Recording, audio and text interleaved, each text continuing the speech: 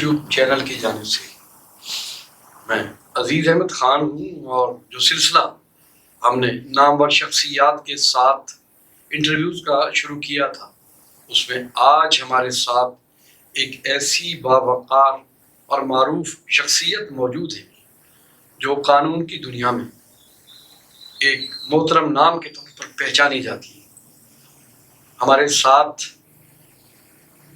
اس وقت اسٹوڈیوز میں موجود ہیں راؤ محمد اقبال، ایڈوکیٹ سپریم کورٹ۔ قانون پر یہ گہری بصیرت اور دسترس رکھتے ہیں، عدالتوں میں پوری پرفیکشن کے ساتھ جاتے ہیں، مدینۃ الاولیاء سے لے کے ملتان، داتا کی نگری لاہور جہاں ہائی کورٹ ہے، اور ایوان میں اقتدار جہاں اسلام آباد میں ہمارا سپریم کورٹ کا ادارہ موجود ہے، یہ یکساں محبت اور شہرت کے حامل ہیں۔ میں ان کو اسٹوڈیوز میں خوش آمدید کہتا ہوں۔ میں آپ کو عزیز نگر یوٹیوب چینل کے پروگرام لائف ود عزیز خان میں خوش آمدید کہتے ہوئے آپ سے یہ پوچھنا چاہوں گا کہ بلا شبہ وکیل ایک ایسا طبقہ ہے جو معاشرے میں انصاف کی فراہمی اور قانون کی عملداری کو یقینی بناتا ہے، لیکن آپ کے دل میں امنگ کیسے جاگی؟ کیونکہ آپ کے والد ایک ملٹری میں اعلیٰ عہدے پہ فائز اور شہید تھے، تو پھر آپ نے وہ راستہ اپنانے کی بجائے قانون کی عملداری کا شعبہ کیوں اپنایا؟ آپ اس پر کچھ روشنی ڈالیے۔ سب سے پہلے تو میں عزیز احمد خان صاحب آپ کا اور آپ کے چینل کا انتہائی مشکور ہوں کہ آپ نے مجھے مدعو کیا اور مجھے یہاں پر چینل میں گزارشات کرنے کا موقع فراہم کیا۔ میرے والد صاحب جس بہادری سے، جس جذبے سے شہید ہوئے، تو وہ ہمارے لیے ایک فخر ہے۔ جی بالکل۔ ملک و قوم کے لیے ہر شعبہ اپنی جگہ اہم ہے، اپنی جگہ کام کر رہا ہے۔ بالکل۔ ڈیفنس ہماری پاک آرمی، پاک فورسز کے ذمہ ہے۔ جی۔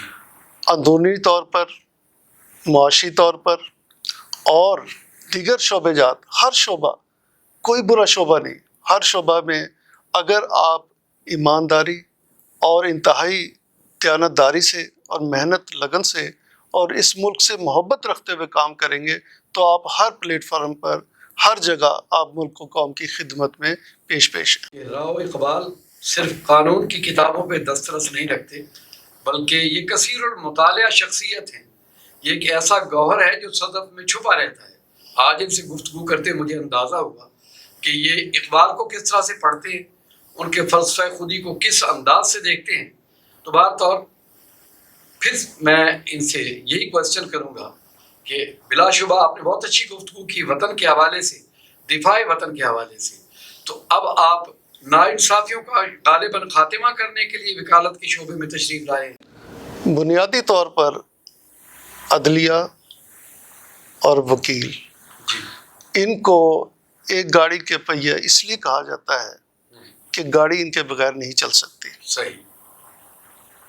اگر عدالتیں انصاف کرتی ہیں تو انصاف دلانے کے لیے وکلا کا رول اپنی جگہ بڑا اہم ہے۔ جی۔ اور میں اس چیز کی وضاحت کر دوں، وکالت بہت بڑا شعبہ ہے۔ جی۔ اس کو اگر آپ دیانتداری سے کریں، ایمانداری سے کریں، یہ بہت بڑی عبادت ہے، عوام کی بہت بڑی خدمت ہے، اور ناانصافیوں کا خاتمہ کرانے کے لیے وکلا کا رول بہت اہم ہے، اور عدالتوں کو انصاف کی طرف لانے کے لیے، انصاف دلانے کے لیے بھی وکلا کا رول بہت اہم ہے، اور عوام میں محرومیاں ختم کرنے کے لیے بھی وکلا کا رول بہت اہم ہے۔ بات وہی آگے، ہم اپنے اسلاف بھول گئے، ہم اپنی ذمہ داریاں بھول گئے۔ ہر کوئی اپنے حقوق کی تو بات کرتا ہے، اپنی ذمہ داریوں کی کوئی بات نہیں کرتا۔ ہم پر کیا ذمہ داریاں، کیا ہم نے پوری کرنی ہے، اس کی کوئی بات نہیں کرتا۔ ہر کوئی حقوق مانگنے کے لیے ایسے آ جاتا ہے کہ جیسے پتہ نہیں اس کے حقوق کہیں پڑے ہوئے ہیں۔ بالکل ایسے ہی۔ حقوق لینے سے پہلے آپ کو لوگوں کے حقوق دینے ہوں گے۔ بالکل۔ خود آپ حقوق غصب کر کے اپنے دوسروں سے حقوق مانگ رہے ہوتے ہیں۔ صحیح۔ آپ نے یہ دیکھیں کہ آپ نے تو نہیں کسی کے حقوق کو غصب کیا ہوا۔ جی راؤ صاحب، بالکل آپ نے صحیح کہا کہ ہمیں حقوق اور فرائض میں توازن قائم رکھنا چاہیے، اور بار اور بینچ بلا شبہ اگر ان میں ہم آہنگی ہو تو انصاف کی فراہمی میں ایک بہتر صورتحال سامنے آ سکتی ہے۔ بالکل۔ اور پارلیمنٹ میں ہم یہ دیکھتے ہیں، میرا مقصد کسی بڑے ادارے کو کریٹیسائز کرنا نہیں ہے، سب اداروں کو اپنے اپنے دائرے میں رہ کر کام کرنا چاہیے، لیکن اگر سرمایہ داری اور جاگیرداری کے تسلسل سے ہٹ کر دیکھا جائے تو ابلاغ کے حوالے سے بہت سارے وکلاء اپنے رویوں سے اتنی شہرت حاصل کر لیتے کہ وہ پارلیمنٹ کا حصہ بن جاتے ہیں۔ یہاں میں وکلاء انتخابات کا بھی حوالہ دینا چاہوں گا کہ تسلسل کے ساتھ ہوتے ہیں، یہ بنیاد ہے جمہوریت کی۔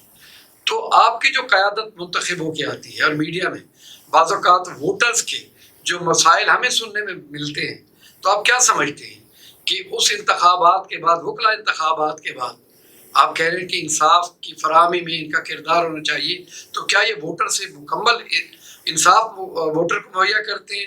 اور کیا آپ مطمئن ہیں کہ 100% ہر سال ہونے والے انتخابات کے نتیجے میں ایسی قیادت منتخب آتی ہے جو اپنے ووٹرز کے مسائل کو حل کر سکے؟ سب سے پہلے تو میں آپ کو یہ عرض کر دوں، ادارے کسی بلڈنگ کا نام نہیں ہے، کسی عمارت کا نام نہیں ہے۔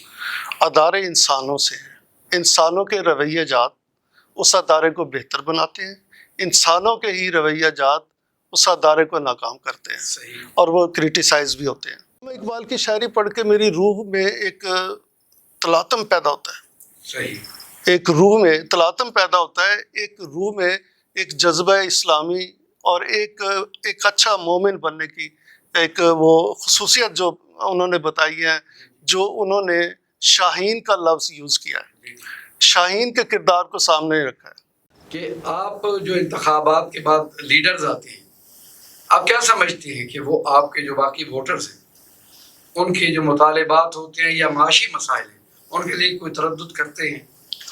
دیکھیں، یہ ویری کرتا ہے ہر انسان کے اپنے کریکٹرسٹکس پر، جی، اس کے ایٹیچیوڈ پر اور اس کی نیت پر۔ صحیح۔ بدقسمتی سے کچھ عرصے سے ہمارے ووٹرز کو وہ قیادت نہیں مل رہی جو ملنی چاہیے، صحیح۔ اور اس کی وجوہات یہ ہیں، سیدھی سی بات ہے، قیادت پر کرپشن کے الزامات بھی لگائے جاتے ہیں، جی، اور جبکہ نہیں ہونے چاہیے، صحیح، اور یہ باعث شرمندگی ہے۔ صحیح، خاص طور پر ہمارے جس مطلب ہے کہ شعبے میں ہم لوگ ہیں، ہمارے جو شعبے میں اگر امانت ہے جو وکلا کی ہے، اس امانت میں امانت دار ہی بننا چاہیے، جی، خیانت نہیں کرنی چاہیے۔ صحیح، اور دوسرا یہ تھا کہ بھی جو ان کے مسئلے مسائل ہیں، اگر ہم اس کے لیے مخلص ہو کر کام کریں تو میں نہیں سمجھتا کہ مسئلے مسائل حل نہ ہوں۔ اچھا، یہاں میں مسئلے مسائل حل یوں نہیں ہوتے کہ ہم اپنے مسئلے مسائل حل کرنے لگ جاتے ہیں۔ صحیح بات، کوئی کہتا ہے جی صدر بن جاتا ہے ہائی کورٹ بار کا جی، اور اس کے نزدیک مسئلہ یہ ہوتا ہے میں نے جج بننا ہے ہائی کورٹ کا، جی، ہائی کورٹ کے جج بننے کے لیے وہ اپنے لیے کوشاں ہو جاتا ہے، صحیح، اور ان کو جان بوجھ کے ایجنسیز بھی نام نوم نوٹ کر کے جی، پورے سال یہی چکر میں ڈالی رکھتے ہیں کہ تمہارا نام پٹ اپ ہو رہا ہے، صحیح، سال ختم ہو جاتا ہے پھر پتہ چلتا ہے ان کا نام کہیں بھی نہیں ہوتا۔ صحیح، اور اسی طرح جو ہے وہ ان کو بعض اوقات ایسی خوش بھی کر دیا جاتا ہے، اور وہ اس میں وکلا کے مسائل کو بھول جاتے ہیں۔ دوسری بات یہ رہی، ہمارے وکلا سے بھی شکوہ ہے، دوسرا یہ ہے کہ بھی وہ جو ووٹ دیتے ہوئے کافی چیزیں جو ہمیں مد نظر رکھنی چاہیے وہ نہیں رکھتے، اور جس بنیاد پر وہ ووٹ دیتے ہیں وہ بنیاد ہی غلط ہوتی ہے، گروپنگ کے سسٹم میں کہ جو فلاں گروپ ہے تو چاہے جیسا بھی ہے اس کو جتوانا ہی ہے، صحیح، فلاں گروپ میں نہیں کھڑا اس کا تو نہیں جتوانا، اور مطلب ہے کہ مختلف پیرامیٹرز بنائے ہوئے ہیں، جبکہ وکلا کے نہیں ہونے چاہیے، بڑا سائلنٹ ووٹ ہونا چاہیے، اور آپ دیکھیں جی کس کو آنا چاہیے کس کو نہیں آنا چاہیے، کیا اس کا وکلا کا میں رہتے ہوئے کنڈکٹ ہے اس کو مد نظر رکھتے لائے، کیا اس کے ساتھ آپ مزید جو ہیں امیدیں وابستہ کیے ہوئے ہیں۔ میں تو ایسے لوگوں کو دیتا ہوں جو پہلے پالیٹکس میں آئے بری طرح میزریبلی فیلڈ ہوئے، اس کے باوجود پھر بن جاتے ہیں۔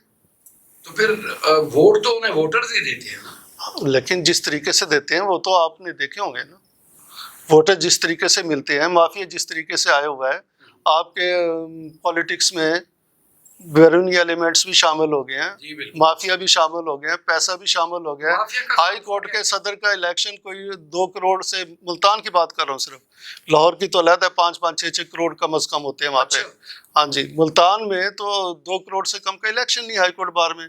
صحیح۔ تو کون پریکٹسنگ لائر ہے جو 2 کروڑ روپے پہ یہ اس کو مطلب ہے کہ الیکشن؟ معذرت کے ساتھ میں یہ کہتا ہوں کہ کرونا کی تیسری لہر اب پھر دستک دے رہی ہے، تو یہاں تو وکلاء کو 5-5 ہزار دیا گیا تھا، تو لیڈرشپ کی جانب سے وہ پیسے وکلاء کو اور بڑے، یعنی اس طرح سے بھی نہیں کہ ان کی خودداری جو ہے وہ مجروح ہو، اور ایسے بھی چیک دیے گئے ہیں جو آج تک کیش نہیں ہوئے۔ اچھا جی، ایسے بھی چیک دیے کیا گئے ہیں، چیک دیے گئے؟ جو بھی کچھ ہے، میں نہیں کہتا کیا ہے، نہیں، جو کیش نہ ہو اس کو آپ کیا کہتے ہیں؟ نہیں مطلب ایک چیک اکاؤنٹ میں دیا گیا پیسے نہ ہو، چیک دینا وہ بھی ایک 489 F کے برابر ہی ہے، یہاں وہ بھی جو جرم ہے۔ راؤ صاحب اخبارات میں یہ آیا ہے کہ جو آپ کے یہاں یہ جو ممبران پنجاب بار کونسل ہے، انہوں نے 2020 کے انتخابات سے پہلے دانستہ طور پر جو چیک دیے تھے، لوگوں کے پاس ان کی فوٹو کاپیاں موجود ہیں، اس کے باوجود وہ ووٹ لے کے انہی ایوانوں میں انصاف کی سربلندی کے لیے پھر رہے ہیں، اور وہ جو چیک تھے وہ 2019 کے تھے۔ تو آپ کیا کہیں گے کہ ووٹر ان کا محاسبہ نہیں کرتے؟ ماشاء اللہ، بہت اچھی باتیں آپ نے کی، اور اس حوالے سے بھی کہ آپ نے ہماری ملک کی تاریخ کے ساتھ ایک رشتہ جوڑا، حرف کا رشتہ، خوشبو کا رشتہ۔ اس رشتے کے حوالے سے میں یہ بھی جاننا چاہوں گا کہ تعلیمی مدارج آپ نے کس طرح سے طے کیے تھے؟ ملتان میں کمپریہنسو اسکول سے میں نے میٹرک کیا، اس کے بعد پھر میں نے FSC کی پری انجینئرنگ میں، اچھا، پھر میں نے BA کیا، کیونکہ کچھ حالات ایسے تھے جی جن کا تحت میں جو ہے نا تعلیم جس طرح مجھے رکھنی چاہیے تھی اس طرح نہیں رکھ سکا۔ صحیح، لیکن یہ کہ میں نے پڑھنے کا میرا بہت بڑا جذبہ تھا، ماشاء اللہ، اور اسی جذبے کے تحت میں اپنے مطابق محنت کرتا رہا، چلتا رہا۔ جی، اور BA کرنے کے بعد پھر میں نے ملتان لا کالج کی پہلی کلاس تھی، تقریباً 90 کی بات ہے، 90s کی بات ہے، اچھا، اس وقت میں نے LLB وہاں سے کیا، ٹھیک، ملتان لا کالج کی، جو فرسٹ بیچ تھا اس سے۔ صحیح، اس کے بعد میں نے MA پول سائنس یعنی پولیٹیکل سائنس میں جی جی، MA کیا۔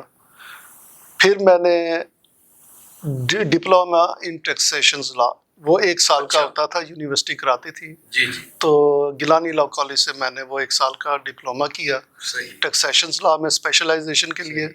پھر میں نے لیبرز لا میں اسپیشلائزیشن کے لیے ڈپلوما کیا، ڈپلوما ان لیبر لاس، ماشاء وہ بھی 1 سال کا ہوتا تھا، اللہ، DLL، وہ بھی ماشاءاللہ فرسٹ ڈویژن سے میں نے کیا پاس۔ جی، تو اس کے بعد پھر جب میری تعلیم مکمل ہو گئی تو میں جب وکالت میں آیا، گھومتے پھرتے جب وکالت میں آیا تو آنے کے بعد جو مجھے پہلی لیگل ایڈوائزری ملی وہ مجھے ضلع کونسل ملتان کی ملی۔ اچھا، ضلع کونسل ملتان کا میں 7 سال لیگل ایڈوائزر رہا۔ صحیح، اس کے بعد ضلع کونسل کے بعد جو ہے یہ نظامتی سسٹم آیا، جی جی، اس نظامت سسٹم میں شاہ محمود قریشی صاحب جو ہے پہلے ضلع ناظم تھے ملتان کے، صحیح بات ہے، اور میں بھی ان کے ساتھ پہلا ضلع کونسل یہ اپنا ضلعی نظام کا پہلا لیگل ایڈوائزر میں تھا، 2000 کے لگ بھگ تقریباً۔ ہاں جی، صحیح، تو اس کا ضلعی نظام کا بھی میں سب سے پہلا لیگل ایڈوائزر تھا۔ اچھا، اس کے بعد پھر وہ شاہ محمود قریشی صاحب نے ریزائن کر دیا تھا، پھر DCO سسٹم آ گیا تھا، صحیح، پھر بھی میں رہا، پھر میرے پاس اور محکمے آ گئے، جیسا پاکستان ریلوے ہے، صحیح، وابڈا ہے، جی جی، میپکو ہے، اسی طرح سوئی گیس ہے، اسی طرح نیشنل بینک ہے، حبیب بینک ہے۔ تو اس طرح میرے پاس یہ لیگل ایڈوائزری دیگر آ گئی، تو اللہ کا شکر ہے میں نے اپنے آپ کو پروو کیا، جی جی، اور پروو کرنے کے بعد یہی وجہ ہے کہ اللہ کا شکر ہے میں ہر ادارے میں ایک اچھا سینئر ایڈوکیٹ کے طور پر مجھے ریکگنائز کیا جاتا ہے، ماشاء اور مجھے جو بھی مشکل کیسز ہوتے ہیں یا اس طرح ہوتے ہیں وہ مجھے دیے جاتے ہیں، اور انشاءاللہ تعالیٰ میں اللہ، سپریم کورٹ تک آپ، سپریم کورٹ تک، اور اللہ کا شکر ہے میرا رزلٹ جو ہے ایکسیلنٹ ہے، ماشاء اللہ، اور صرف اس وجہ سے کہ بھی میں محنت کرتا ہوں ہر کیس میں، صحیح، اس کے مطابق تیار بھی کرتا ہوں، خود تیار کرتا ہوں، خود اس کے اوپر محنت کرتا ہوں، خود اس کے اوپر لا تلاش کرتا ہوں، خود اس کے اوپر جو بھی اتھارٹیز تلاش کرتا ہوں، صحیح، اور اللہ کا شکر ہے بڑے اس انداز سے اپنے آرگومنٹ بھی کرتا ہوں۔ راؤ صاحب، آپ کی باتیں سن کے نا مجھے ایک توانائی کا احساس ہوا ہے۔ آپ جیسے لوگ جو محنت سے اور دیانتداری سے اپنی پروفیشن میں آگے بڑھتے ہیں وہ نوجوانوں کے لیے ایک راہ متعین کرتے ہیں کہ لوگ اگر محنت کریں اور جانفشانی سے آگے بڑھیں تو منزل دور نہیں ہوتی. تو آپ نوجوان وکلاء کو اور قوم کے دیگر بچوں کے نام کوئی پیغام دینا چاہیں؟ چیف جسٹس آصف سعید کھوسہ صاحب ملتان بار میں تشریف لائے. اچھا. تو انہوں نے بڑی ایک اہم بات کی اور قابل غور بات تھی. اچھا. وہ بات یہ کہ انہوں نے کہا آج کل میں یہ دیکھ رہا ہوں کہ جس کی سال پریکٹس ہو جاتی ہے 2 سال پریکٹس ہوتی ہے وہ 4 جونیئر لیے پھر رہا ہے. صحیح. اور صرف اس کی وجہ یہ ہے کہ یہ بچے کام سیکھنے کی ان میں جستجو نہیں ہے. صحیح. اور یہ استادوں کو نگلیکٹ کیے ہوئے ہیں کہ استادوں کی جو اہمیت ہے اس کو نظر انداز کیے ہوئے ہیں. اور پھر یہ ہے کہ سینئر وکلاء کا فقدان ہو گیا. صحیح بات. ٹھیک ہے نا جی. اور یہ جونیئر جو ہیں وہ یہ خود ہی سینئر بن کے جناب والا 4 لیے پھریں جبکہ ان کو خود بھی کچھ نہیں آتا. بات یہ ہے کہ سب سے پہلے آپ خود سیکھیں. صحیح. استاد پکڑیں. صحیح. اچھا استاد پکڑیں اور کتابوں کو بھی اپنا استاد بنائیں. صحیح. جو آپ اتھارٹیز جو ہیں سپریم کورٹ کی کورٹ کی رپورٹڈ کیسز جو ہوتے ہیں وہ رپورٹڈ کیسز پڑھیں آپ. صحیح. کمپیوٹر پہ مت جائیں. رپورٹڈ کیس پڑھیں بکس میں. اچھا. اور جب آپ کو اس بکس میں پڑھیں گے دیکھیں گے آپ کو پتہ چلے گا نچلی عدالت نے کیا ایرر کی تھی. جی. کیا مس ریڈنگ نان ریڈنگ کی تھی, کیا چیز کو اپریشیٹ نہیں کیا تھا. اور اس کے بعد پھر یہ ہے کہ اس کے اوپر اپر فورم کا کیا ویو تھا. جی. اور اس کے بعد سپریم کورٹ کا کیا ویو ہے. صحیح بات. وہ جب آپ ساری چیزیں دیکھیں گے تو آپ براڈ اسپیکٹرم طور پر آپ کا ویژن جو ہے کلیئر ہوگا اور آپ کو بہت ساری چیزیں ملیں گی. صحیح بات. تو کتابیں بھی استاد ہوتی ہیں اور استاد تو استاد ہوتا ہے. تو لہٰذا یہ ہے کہ کام سیکھنے کی کوشش کریں اور کام تبھی آتا ہے جب کام کریں گے. اگر آپ کام نہیں کریں گے تو چلتے پھرتے کام کبھی نہیں آئے گا. تو لہٰذا یہ ہے کہ کام کریں. یہاں یہ آتے ہیں جو نوجوان وکلاء وہ آتے ہی سوچتے ہیں یار یہ دیکھ اس وکیل نے اتنا بڑا چیمبر بنا لیا تو میں بھی چیمبر بڑا بنا لوں. وہ اس سے بھی بڑا چیمبر بنا کے بیٹھ جاتا ہے. چیمبر بڑے بنانے سے یا اس سے نہیں کہ وکالت چلتی. وکالت چلتی ہے آپ کی قابلیت سے. آپ کے اندر جو آپ لوگوں کو دکھائیں. ایک کلائنٹ ہے وہ بار بار آئے بار بار آپ کے پاس کلائنٹ بھیجے وہ آپ کی کامیابی ہے. یہ نہیں کہ وہ ایک دفعہ کلائنٹ آئے دوسری دفعہ کان پکڑ کے چلا جائے. جی ناظرین, آپ نے راؤ صاحب کی خوبصورت باتیں سنی. بڑے معنی پوشیدہ تھے ان کی گفتگو میں.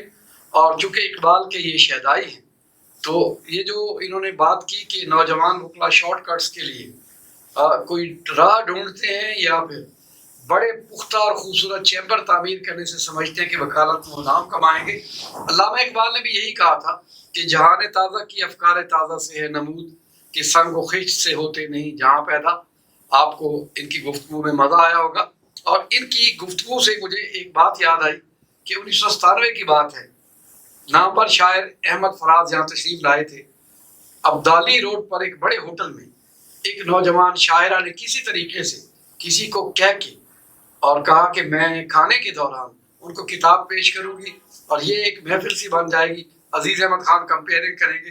اور میں نے دیکھا کھانا کھاتے کھاتے ان کے پاس وقت نہیں تھا. احمد فراز جوں جوں وہ ان کی نظمیں یا غزلیں دیکھتے گئے تو ان کا چہرہ غصے سے سرخ ہوتا گیا. اور انہوں نے تقریر میں پہلا جملہ وہی کہا جو راؤ محمد اقبال ایڈوکیٹ سپریم کورٹ کہتے ہیں. انہوں نے کہا کہ ہمارے نوجوان شاعروں کو یا شاعرات کو 2 باتوں کی بڑی جلدی ہوتی ہے, ایک کتاب لکھنے کی اور ایک شادی کرنے کی. اور اپنا بہت سارا خیال رکھیے. آپ عزیز نگر یوٹیوب چینل میں ہمارا پروگرام لائیو ود عزیز خان دیکھ رہے تھے جس کے پروڈیوسر اور ڈائریکٹر جمال خان ہیں. میں اگلے شو تک آپ سے اجازت لینے سے پہلے پھر آپ سے یہ ریکویسٹ کروں گا کہ ہمارے چینل کو آپ لائک کریں, شیئر کریں, سبسکرائب کریں اور بیل آئیکن کو کلک کریں. عزیز احمد خان کو اجازت دیجیے. اللہ نگہبان. Thank you very much.